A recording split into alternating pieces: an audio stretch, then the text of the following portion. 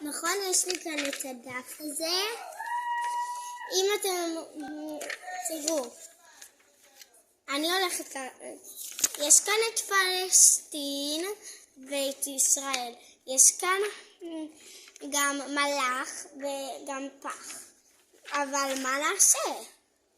מה נשים למה?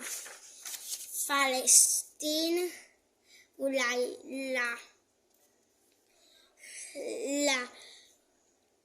למלאך סייק, לפח ישר, וישראל למלאך.